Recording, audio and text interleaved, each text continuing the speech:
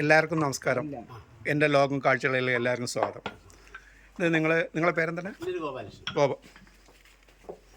ഗോപാലകൃഷ്ണൻ. എൻ്റെ ഒരു യൂട്യൂബ് ചാനലുണ്ട്. അപ്പോൾ അതിൻ്റെ വിവരം അറിഞ്ഞിട്ട് അതിലേക്ക് എന്ത് ചെയ്യാൻ നിങ്ങളുടെ വിവരങ്ങൾ ഷെയർ ചെയ്യാൻ വേണ്ടിയിട്ട് വിളിക്കുകയാണ്.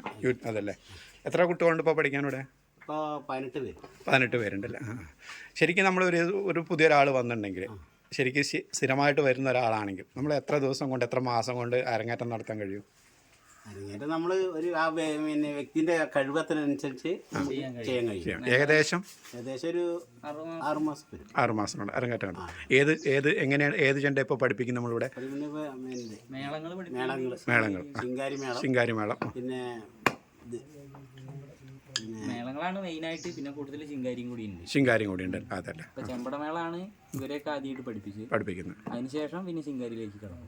അതല്ലേ, ചെമ്പട പാഞ്ചാരി അങ്ങനെയുള്ള മേളങ്ങളൊക്കെ പഠിപ്പിക്കും. അതെ, ഒരു 6 മാസം കൊണ്ട് ശരിക്കും പഠിക്കാൻ കഴിവുള്ളൊരു കുട്ടിയാണ്. 6 മാസം കൊണ്ട് നമുക്ക് ഉണ്ടെങ്കിലും പെട്ടെന്ന് പഠിച്ചു കയറാം.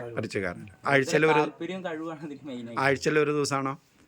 ഞായറാഴ്ചയാണ് പഠിപ്പിക്കുന്നത്. ഞായറാഴ്ച മാത്രം. ഇനിയിപ്പോൾ പുതിയൊരാൾ വേറെ എവിടെ നിന്ന് വരികയാണ്, ഇവിടെ നിന്ന് പഠിക്കാനുള്ള സൗകര്യങ്ങൾ എന്തെങ്കിലും ചെയ്ത് കൊടുക്കുമോ? പുറമെന്ന് ഒരാളെ വരുന്നെങ്കിൽ? പുറമെന്നാണെങ്കിൽ ഇല്ല. അപ്പോൾ നിങ്ങളായിട്ടൊന്ന് കോൺടാക്ട് ചെയ്യണമെങ്കിൽ നിങ്ങളുടെ നമ്പർ ഒന്ന് പറയുമോ? ഒന്ന് പറയൂ. 95 26 26 39 78 98. ഏത് സമയം വിളിച്ചു കഴിഞ്ഞാൽ കിട്ടൂല്ലേ? ഓക്കെ, എന്നാൽ നടക്കട്ടെ, പരിപാടി നടക്കട്ടെ. ഇനി അരങ്ങേറ്റം കഴിഞ്ഞ് പുതിയ മക്കളെയും കൂടെ അടുത്ത ഉത്സവത്തിന് നമുക്ക് എല്ലാവർക്കും കാണാം.